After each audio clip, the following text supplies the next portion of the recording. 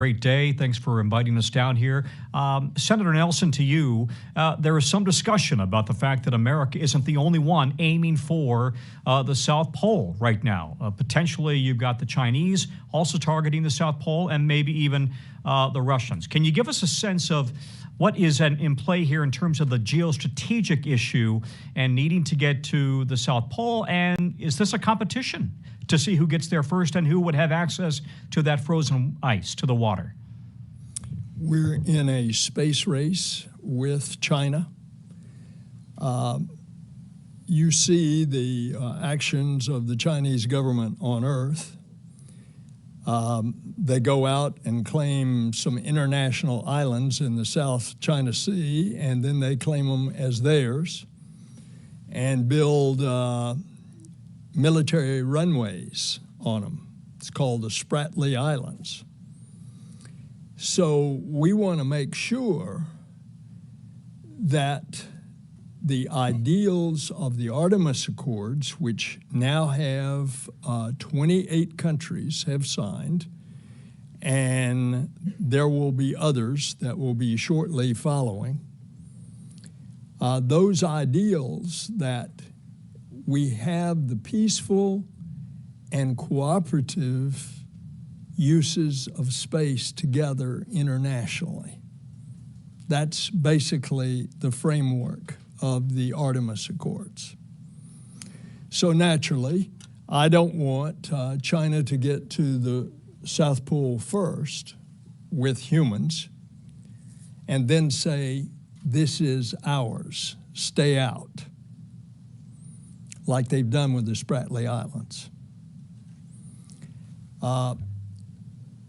You look at pictures of the South Pole, it's not like what you saw where Neil and Buzz were landing, constantly lit from the sun, a few craters here and there.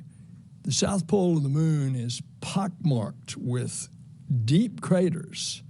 And because of the angle of the sun coming in, most of those craters are in total darkness the entire time. So it lessens the amount of area that you can actually land on and utilize. And if indeed we find water in abundance there that could be utilized for future crews and spacecraft, we want to make sure that that's available to all, not just to one that's claiming it. Now, you mentioned Russia. As a matter of fact, Russia has just launched a probe to land on the South Pole. We wish them well. As you know, we've had a cooperative relationship with Russia ever since 1975 in Apollo-Soyuz. We built the space station together, we operate it together.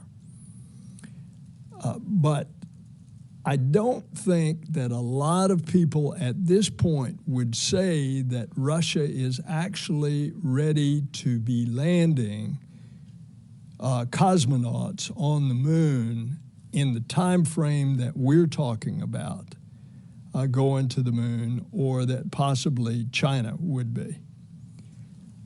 And so I think the space race is really, Tom, I think the space race is really between us and China, and we need to protect the interest of the international community for exactly the reasons I've laid out.